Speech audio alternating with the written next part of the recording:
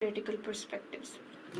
Theoretical perspectives, why is it so important? Because number one, there has not been, except the first year, there has not been a single year in the exams जहाँ इसमें से सवाल ना आया.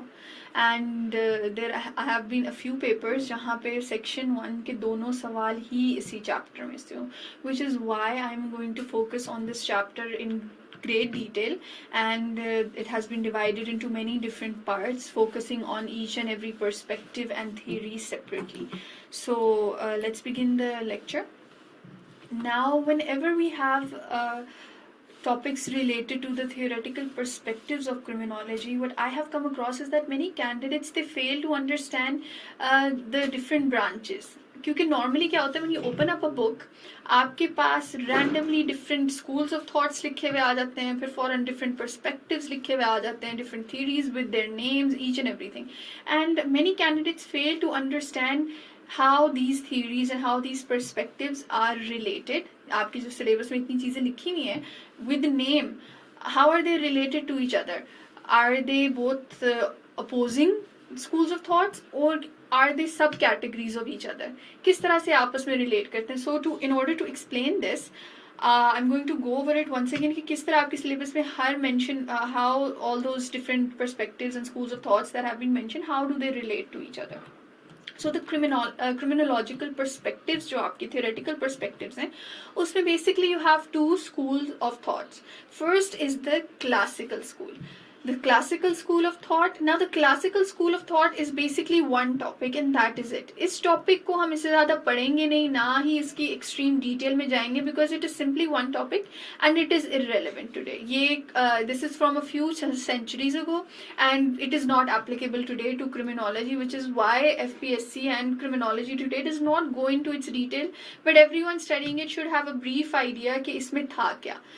इससे related अगर question आता है तो it comes either as a 5 marks or a 10 marks note, and that is it. Proper 20 marks का question इस पे नहीं आता. So that is why it is not important to go into the extreme details, but we will go over it enough to make you understand what it is. And the second school of thought is the positivist school of thought. A positivist school of thought is the one that is still applicable today. अब जो criminology हम पढ़ते हैं, it is basically all of this. आपके पास जितनी क्रिमिनोलॉजिकल perspectives हैं, जितनी theories हैं, जो जो सिलेबस में मेंशन्ड है, वो सारा सब कुछ इस पॉजिटिविस्ट स्कूल ऑफ थॉट में आता है. तो that is why this is far more important than this one. So that is why a lot of emphasis will be made on the positivist school of thought and its subcategories. अब इन दो के अलावा there is a very small section, उसका नाम तो mention नहीं है, but a different part over here is the pre-classical.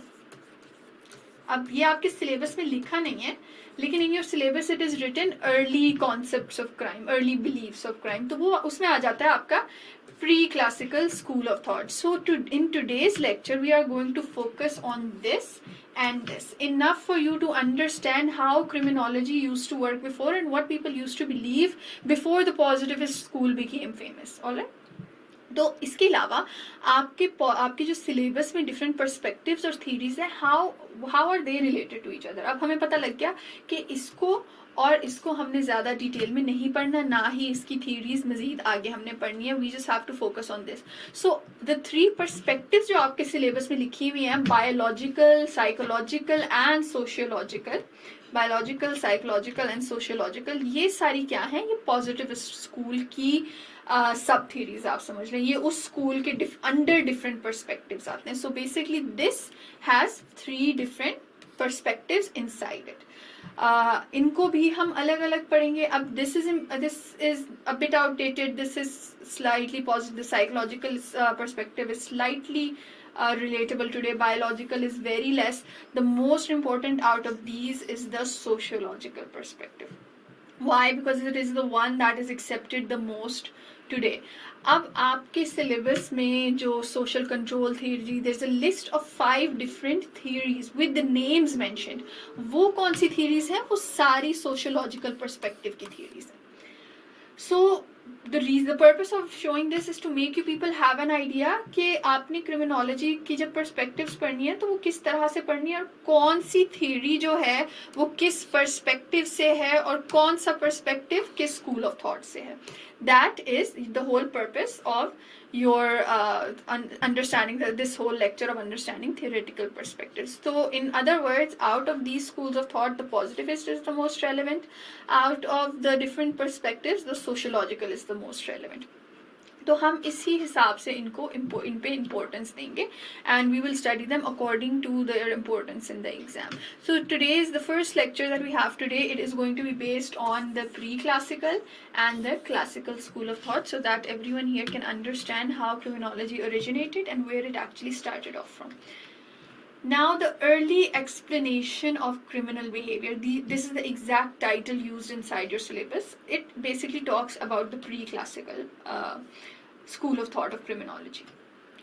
So that is demonology. Demonology. This is the term that is going to be used for the early explanation. Why? Because demonology is one of the earliest theories of criminology. In the ancient times, people believed that evil spirits or demons entered the human soul and made people commit sins.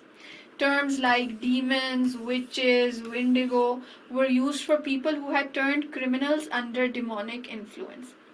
And basically, what is a pre-classical or what are the early explanation of criminal behavior? Because science and all of this study evolved later. Usse pehle, people always thought try to explain things. Lekin the knowledge they had for explaining that was very limited.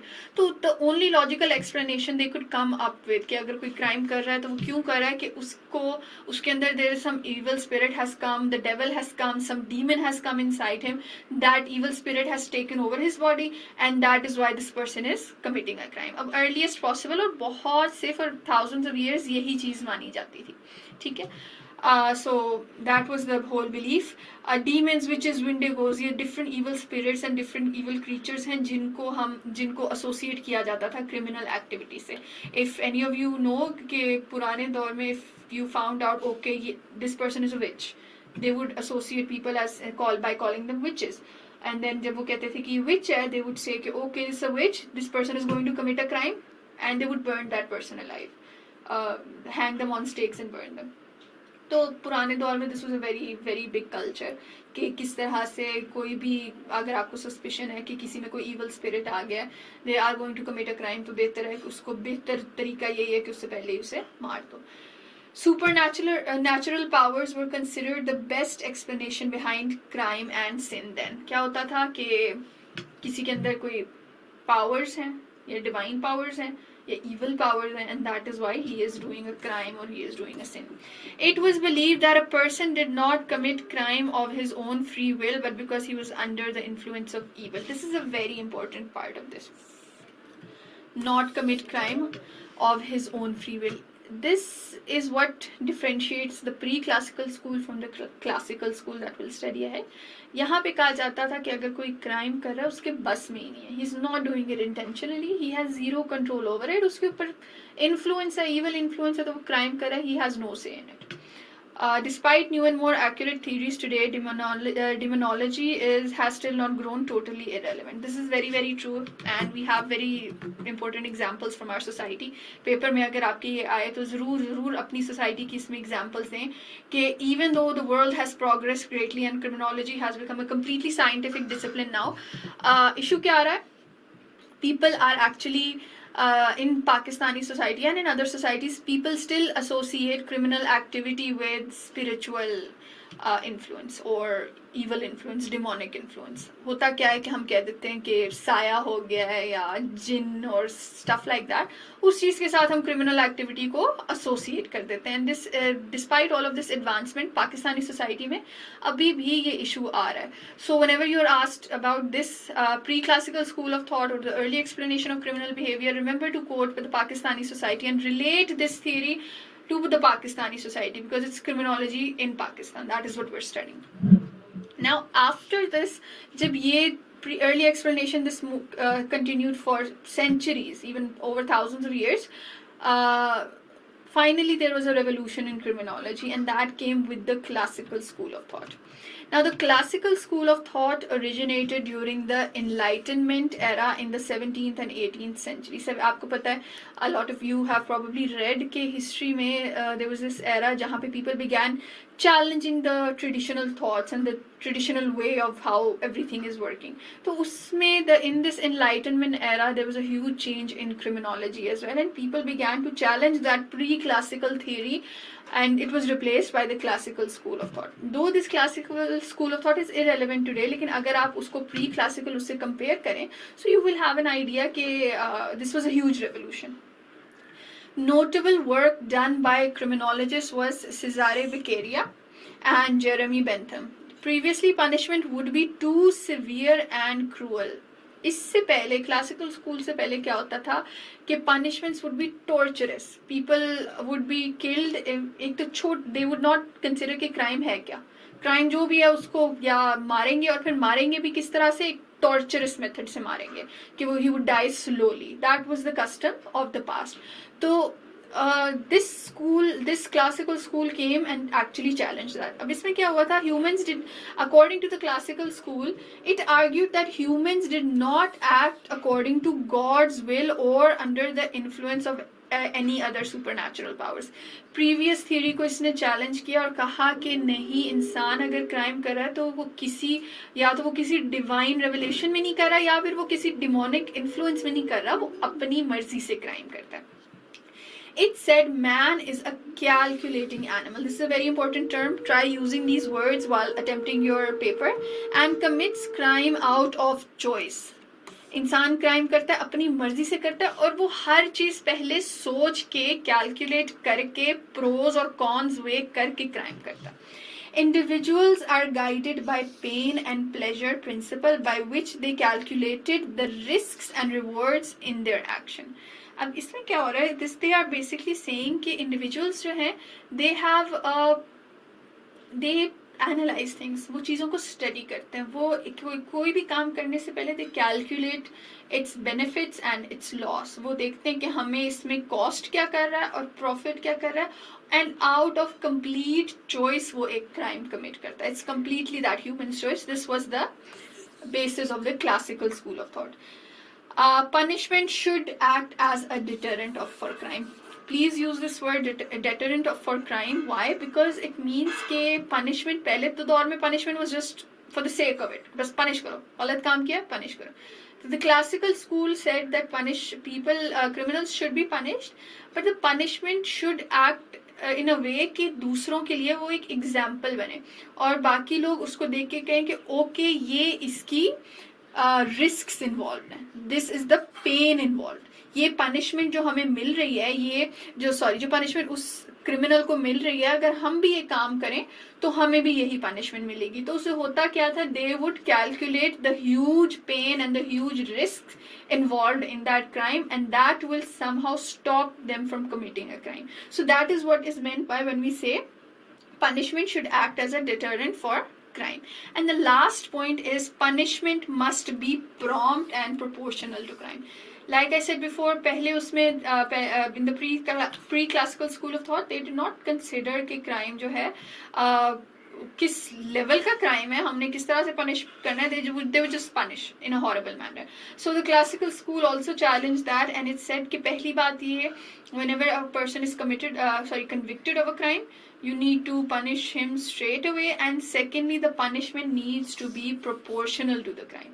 कि जिस तरह का crime है, जिस severity का crime है, उस हिसाब से उसकी पनिशमेंट होनी चाहिए.